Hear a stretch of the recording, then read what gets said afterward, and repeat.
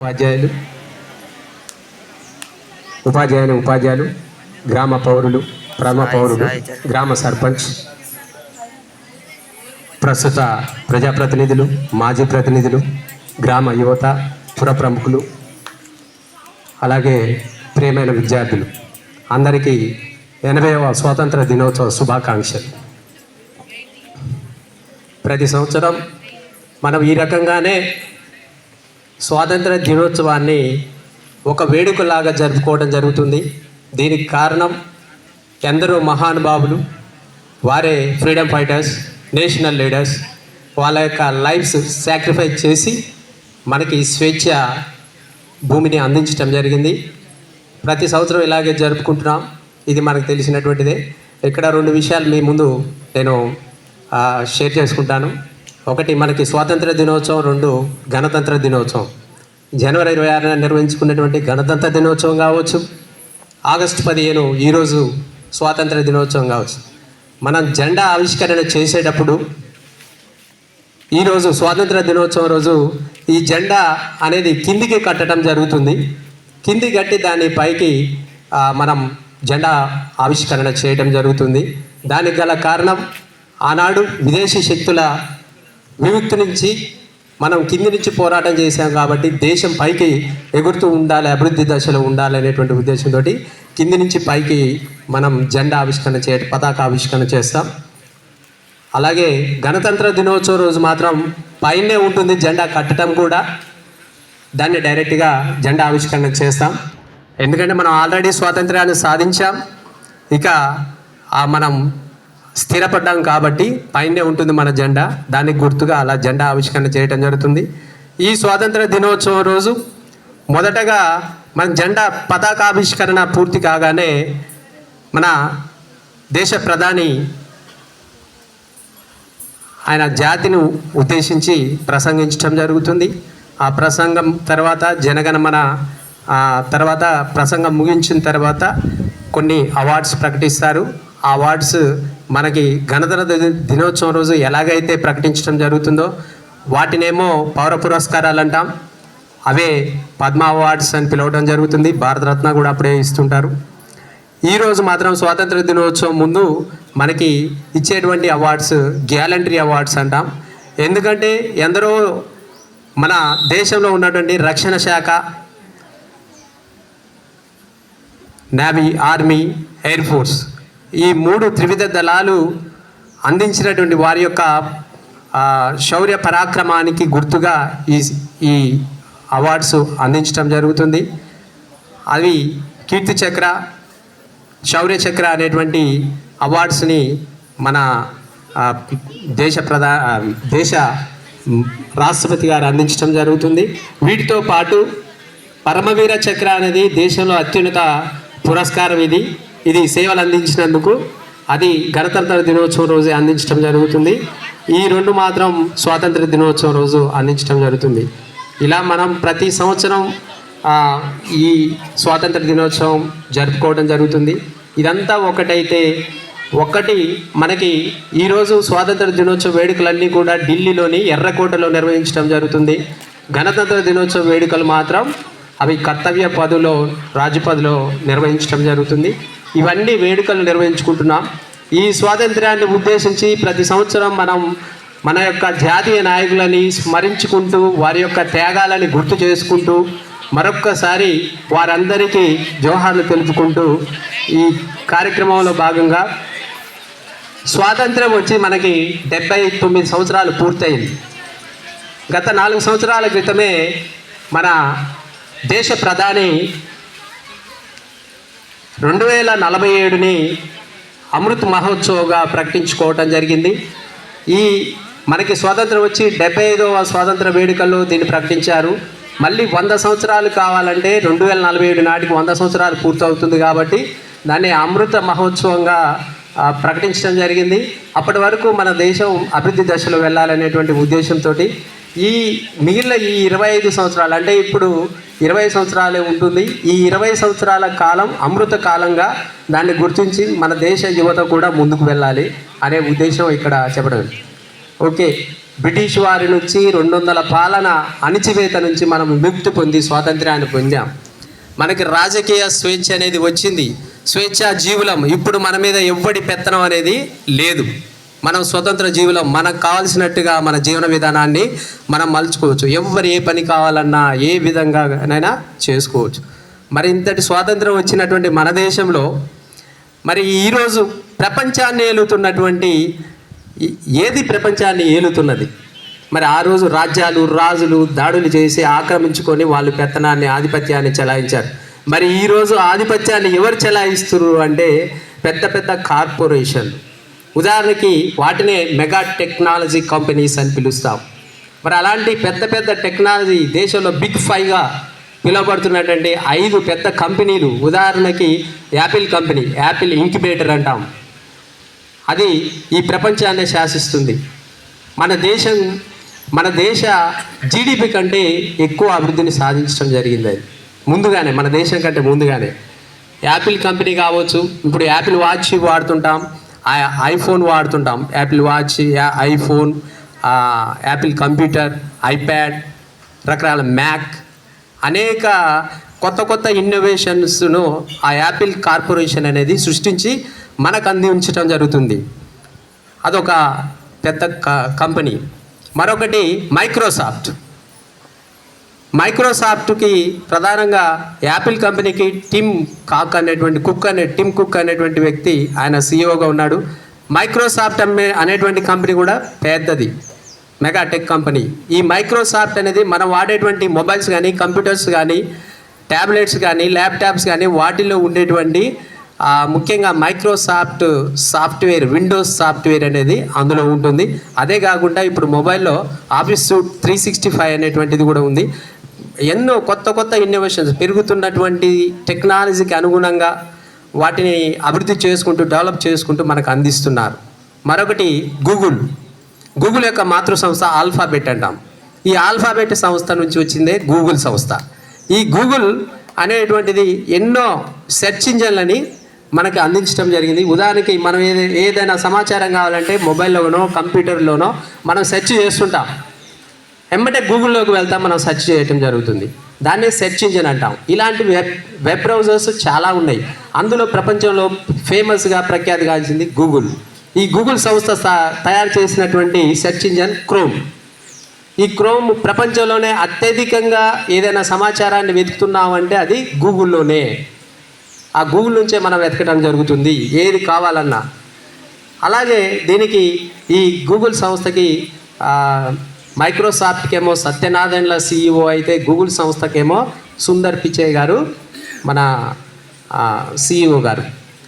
వీటితో పాటు ఇంకా మరొకటి ఫేస్బుక్. దీన్నే మెటా ప్లాట్ఫామ్స్ అని పిలవడం జరుగుతుంది. మెటా ప్లాట్ఫామ్స్లో ఎన్నో అప్లికేషన్స్ డెవలప్ చేయడం జరిగింది. అందులో ప్రధానంగా ఫేస్బుక్ కానివ్వండి, ఇన్స్టాగ్రామ్ కానివ్వండి, వాట్సాప్ కానివ్వండి, ఇవన్నీ వీళ్ళు తయారు చేసినట్టు ఈ మెటా ప్లాట్ఫామ్కి సిఇఓగా మార్క్ జుకర్బర్గ్ అనేటువంటి వ్యక్తి ఉన్నాడు. వీళ్ళతో పాటు ఇంకొకటి ఎన్విడియా అనేటువంటిది ఒకటి ఉంటుంది. నేడు ఈ గూగుల్, అంతకుముందు ఉన్నటువంటి యాహూ, వీటన్నింటికి పోటీగా వచ్చినటువంటిదే ఆర్టిఫిషియల్ ఇంటెలిజెన్స్, ఏఐ. ఇప్పుడు మనం బాగా దాన్ని ఉపయోగిస్తున్నాం.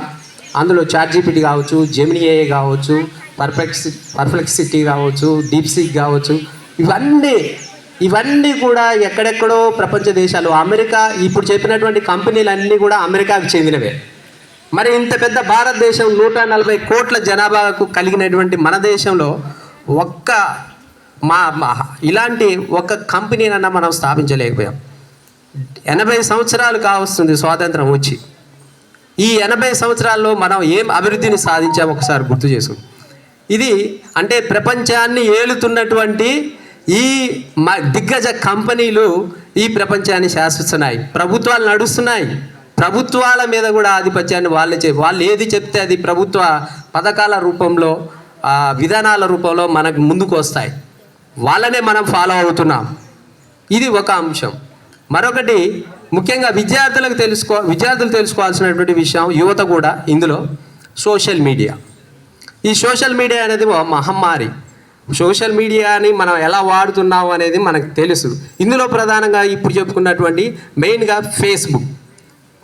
మార్క్ జుకర్బర్గ్ అనేటువంటి వ్యక్తి ఆయన కనుగొనడం జరిగింది ఈ ఫేస్బుక్ని 2004లోనే.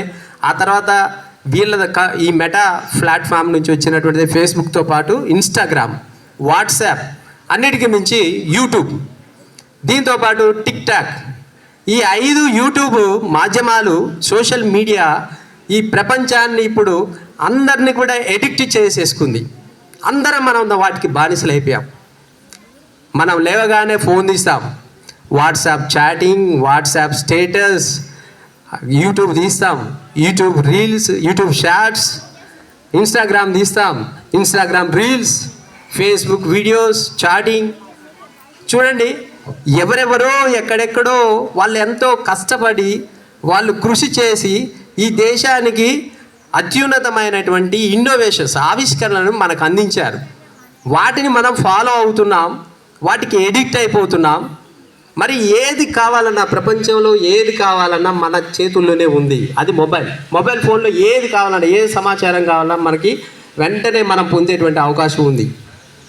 మరి ఇలాంటి వాటికి మనం ఎడిక్ట్ కావడం జరిగింది. మరి వీటి నుంచి మరి మనం ఎందుకు, ఎవరో ఏదో చేసిన దానికి మనం ఫాలో ఎందుకు కావాలి?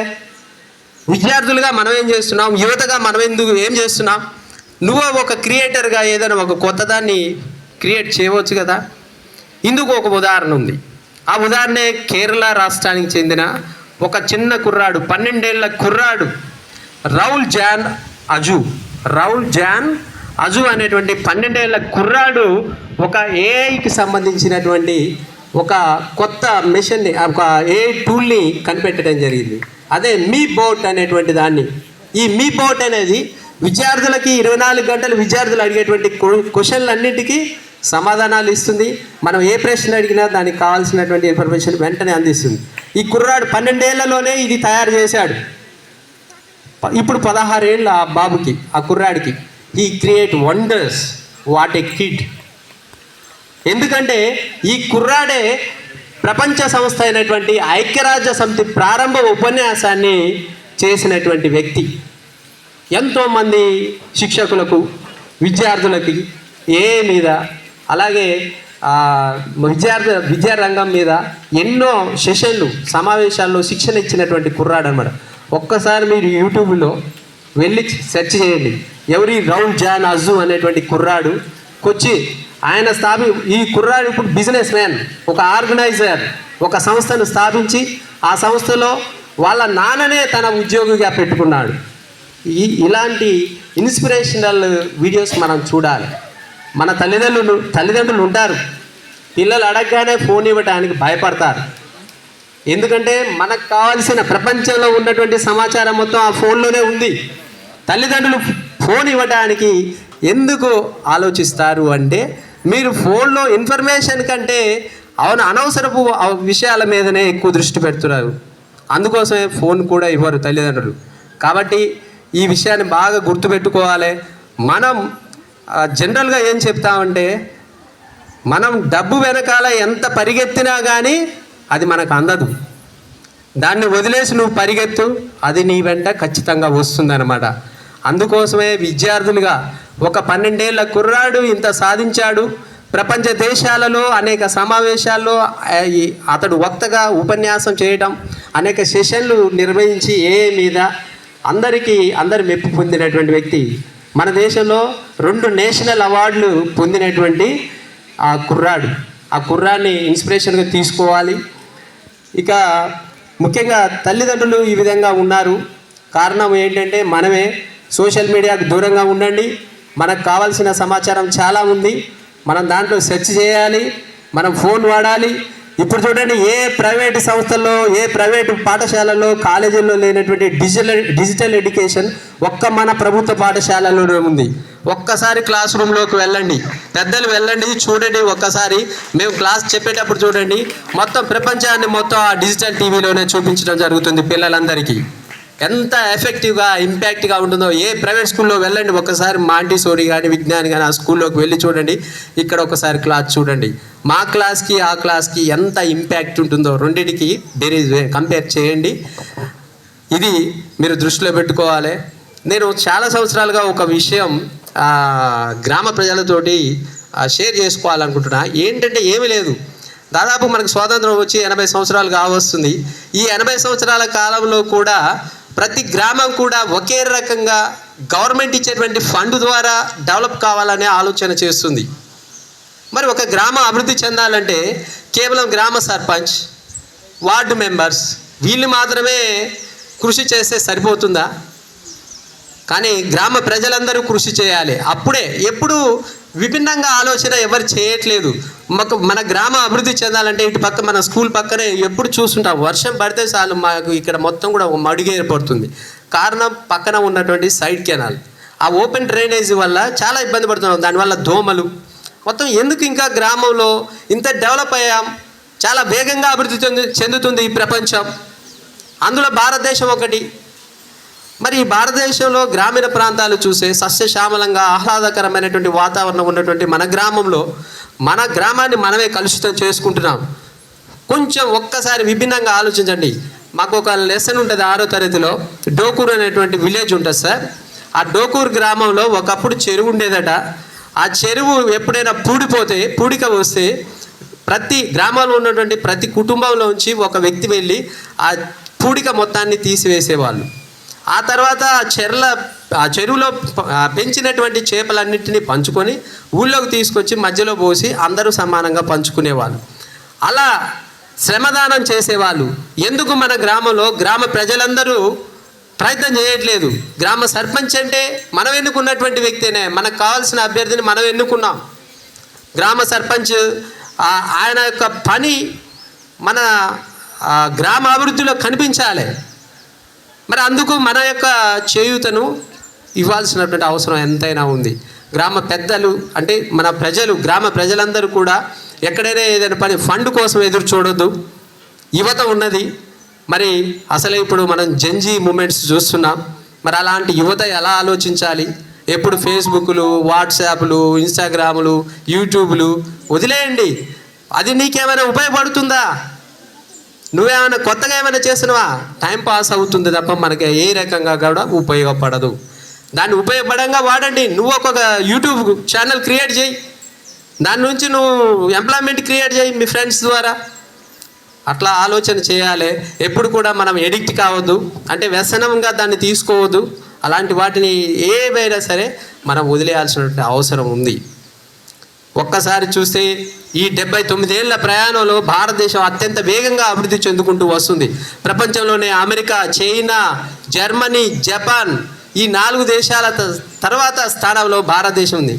అంత వేగంగా అభివృద్ధి చెందుతున్నటువంటి మన భారతదేశం జపాన్ కూడా నెట్వేసి ముందుకు వెళ్ళింది, 4వ స్థానాలకు వచ్చింది. అత్యంత వేగంగా అభివృద్ధి చెందుతున్నటువంటి దేశాల్లో మన భారతదేశం 4వ స్థానంలో. మరి దీన్ని ఎలా లెక్కిస్తారు? జీడిపి ద్వారా.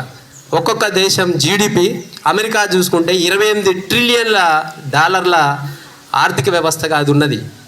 చైనా $18 ట్రిలియన్ ఉన్నది. అలాగే జర్మనీ $4.7 ట్రిలియన్ ఉన్నది. భారతదేశం $4 ట్రిలియన్ల ఎంటర్ అయ్యింది.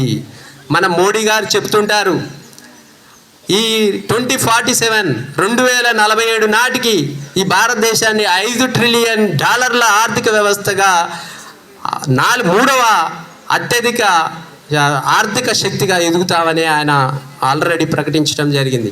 ఇంత వేగంగా అభివృద్ధి చెందుతున్నటువంటి మన దేశంలో ఎన్నో సవాళ్ళు ఉన్నాయి. ఆ సవాళ్ళన్నింటినీ అధిగమించేటువంటి బాధ్యత ప్రతి ఒక్కరి మీద ఉన్నది.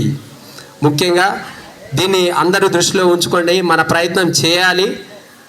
ఇలా చేస్తే తప్ప మనం ఎవరం కూడా ఎన్నో ఉద్యమాలు చూస్తున్నాం, వేగంగా వస్తున్నటువంటి ఉద్యమాలు. వాటికి అనుకూలంగా మనం మారాలి. మనం మారినప్పుడు మాత్రమే అది సాధ్యమవుతుంది. దేశాభివృద్ధిలో భాగస్థుడు కానటువంటి, ఎందుకంటే అనేక ఉచిత పథకాలు చాలా ఉన్నాయి, అందరూ కొంత బద్ధకస్తులుగా మారుతున్నారు. కాబట్టి ప్రతి ఒక్కళ్ళు కూడా దేశాభివృద్ధిలో తమ భాగస్వామ్యాన్ని అందించాలని కోరుతూ జై హింద్, జై తెలంగాణ. Thank you.